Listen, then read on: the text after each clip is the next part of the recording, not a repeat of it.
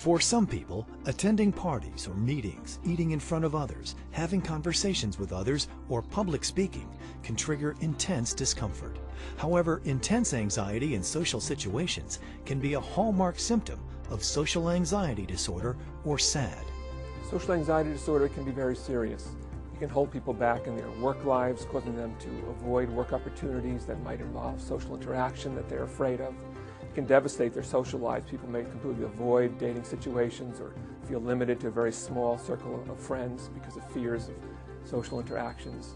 Though persons with social anxiety disorder often view their problem as chronic and hopeless, there are several effective therapies used to treat SAD. For more information, visit the Anxiety Disorders Association of America website at adaa.org.